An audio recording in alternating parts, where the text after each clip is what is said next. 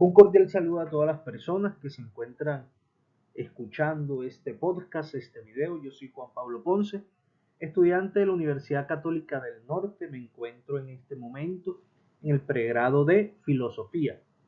Y en esta materia, evaluación y formulación y evaluación de proyectos, he venido tratando el tema de la indigencia en Valledupar, en mi ciudad. Y quiero darle a este siguiente paso del proyecto, de la indigencia a la vida.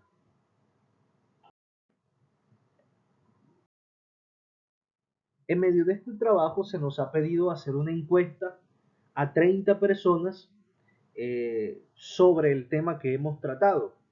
Y en estas encuestas hemos obtenido varios porcentajes un poco interesantes. Obviamente vale la pena resaltar que fueron 8 preguntas las que se hicieron. Sin embargo, hemos hecho 3 gráficos de las 3 preguntas que nos han parecido un poco más inquietantes. Entonces, la primera es: ¿conoces personas que viven en la calle en la ciudad de Valledupar? Encontramos dentro de 31 personas que fueron encuestadas, encontramos el 30% de esto, más o menos unas 29 personas que sí conocen esta realidad, que conocen personas que se han topado con ellas a lo largo de la vida o en algún momento, en algunas circunstancias de su vida. La segunda pregunta, preguntábamos cuáles son las causas principales de la indigencia en Valledupar.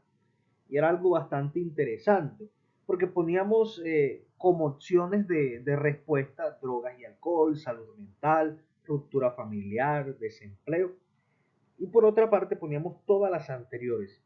Eh, las personas se fueron, el 51.6% de las respuestas de esta pregunta fueron por todas las anteriores. Esto quiere decir que en Valledupar, y no solamente en Valledupar, digamos de cierta manera, la gran parte de personas que viven este flagelo de la indigencia pueda que tengan alguna de estas características. Nosotros a veces nos hemos encontrado con ellas a lo largo del camino o en algunas circunstancias, y nos damos cuenta que algunas tienen problemas de salud mental, ciertamente, hay otras que tienen problemas de drogas, de alcohol, hay otras que por todas estas, por alguna situación familiar fuerte e incontrolable, cayeron en las drogas, cayeron en el alcohol y seguidamente cayeron en la indigencia. E incluso algunas de ellas también por el desempleo. Porque indigencia no solamente es la persona que tiene algún problema, sino aquella que no tiene trabajo y que vive, que no tiene un hogar, que no tiene una casa y que por eso le toca vivir en la calle. Seguidamente, como último gráfico, tenemos una pregunta: ¿he tenido contacto directo con habitantes de la calle? ¿Se ha ayudado? ¿Se ha topado con una persona? A lo cual nos encontrábamos con el 20.0% que sí había tenido esta relación, y con un 10.0% que no había tenido esta relación. Pero ya esta pregunta es un poco más personal. Es si yo he tenido como la oportunidad de acercarme a una persona, de hablar con ella, de conocer esta realidad. Sabiendo eso, entonces nos damos cuenta que es una situación que en Valledupar hay que prestarle atención, hay que ponerle la lupa. Por estas encuestas que hicimos, por estas preguntas, nos vamos dando cuenta de la importancia de poder trabajar este tema de la indigencia en Valledupar. Por eso entonces hacemos un diagrama de flujo. Aquí lo tenemos de cierta manera bastante desglosado, bastante desmenuzado para que podamos entenderlo. Entonces lo primero es que tenemos que comenzar con un diagnóstico de la situación. Actividades, ¿qué actividades hacemos para generar este diagnóstico? Un censo poblacional, salir a la calle, ver las personas, ver cuál es esta situación que tenemos. Entrevistas directas, tener este contacto con las personas, un mapeo territorial.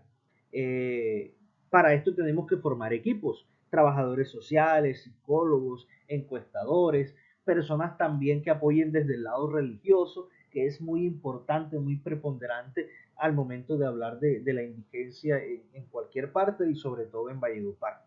¿Cuáles insumos? ¿Qué es lo que vamos a utilizar? Formularios, equipos móviles, material de campo. ¿Cuál es la capacidad de producción? 50 evaluaciones para ver cómo está este tema de la indigencia en Valledupar. No solamente a las personas que sufren de este flagelo, sino a aquellas que están por fuera y que también ven este problema en Valledupar. Después de eso, vamos a hacer una planeación del proyecto. ¿Cuál es la actividad principal? Diseño de programas, elaboración de cronogramas, asignación de recursos. Ya esto es un poco más activo y es un poco más estructural. El poder ir dándole cuerpo, por así decirlo, a este proyecto, el poder ir dándole cuerpo a esta ayuda que se les va a brindar a las personas. ¿Cómo podemos hacer eso? Con coordinadores, con planificadores, con analistas. Vamos a utilizar recursos financieros, ya se va a necesitar un poco de dinero, un poco de recursos para poder ir avalando todas estas, digamos, de cierta manera, estas actividades que se van a hacer. Después podemos comenzar con una intervención directa y ahí sí vamos al grano. Atención médica, alimentación diaria, alojamiento temporal, con médicos, voluntarios, personal de cocina, ya es ir al campo. Aunque muchas personas ya lo hacen, lo que estamos buscando es que de cierta manera se haga una actividad grande en la que se puedan alojar las personas que más se puedan para poder, digamos, de cierta manera aliviar un poco este flagelo que tiene la ciudad. ¿Cuáles son los insumos para esto? Las medicinas, los alimentos, los refugios. Podríamos tener una capacidad, según los análisis que hemos hecho, para unas 200 personas, que de cierta manera podríamos hablar que es el número de las personas que viven en calle en Valledupar.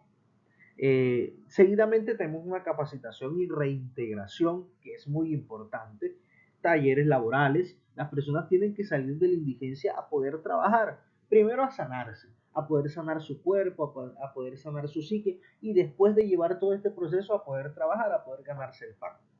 Apoyos psicológicos, programas de reinserción. ¿Cómo vamos a lograr esto? Con instructores, con terapeutas, con orientadores, con personas que les muestren a estas mismas personas que han salido de este flagelo que sí es posible mirar la vida de otra forma. ¿Cuáles son los insumos que vamos a utilizar aquí? Herramientas de trabajo, material didáctico, espacios de capacitación también. Para esto podríamos hablar de unas 30 personas. Seguidamente podríamos hablar de evaluación y seguimiento, monitoreo continuo, reportes periódicos, auditorías externas. ¿Con quién lo hacemos? Con evaluadores, analistas de datos, auditores. Por último, podríamos crear un software de monitoreo, encuestas de seguimiento, indicadores de gestión, para poder ver con estas personas y con todo el alrededor, con la ciudad, qué tan provechoso ha sido este proyecto que se viene realizando. Vamos entonces ahora a ver el diagrama. ¿Cómo podemos entonces nosotros llegar a tantas personas y que no sea un proyecto huérfano o que sea un proyecto que solamente se quede en un barrio, sino que sea algo que abarque muchas personas y muchas situaciones, la vida, por así decirlo, de la ciudad? Tendríamos que hablar primeramente con el alcalde, quien delega, por así decirlo, a sus secretarios de Desarrollo Social, a la Secretaría de Salud, a la Secretaría de Gobierno. Estos tres entes tienen la posibilidad de ayudar para poder desarrollar este proyecto. Por ejemplo, la Secretaría de Desarrollo Social con el Departamento de Atención Social. Aquí en Valledupar se gestiona mucho esto con la primera gestora, que está siempre ahí al tanto de todos estos proyectos sociales que se hacen. Con la Secretaría de Salud, con la Unidad de Salud Pública, mirar también con los hospitales para poder ver de qué manera se pueden ayudar a estas personas. Y con la Secretaría de Gobierno, obviamente, porque es aquí donde comienza o donde se da el oficio de participación ciudadana y sobre todo también donde se evalúan los recursos que se van a utilizar.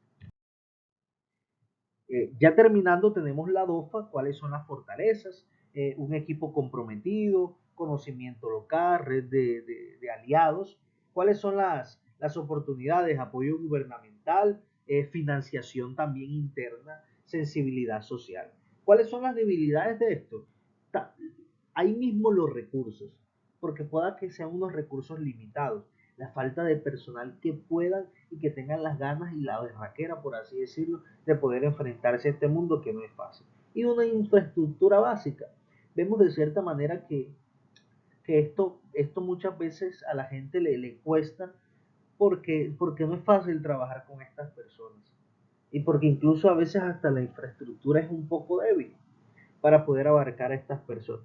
¿Cuáles son algunas amenazas? Una inseguridad, porque no sabemos de qué forma nos van a reaccionar estas personas, porque un día pueda que se porten de una manera, pero el otro día pueda que se porten de otra, porque pueda que las mismas sustancias alucinógenas o que pueda que el mismo resentimiento o cualquier situación por la que viven estas personas puedan generar inseguridad en las personas que lo tratan.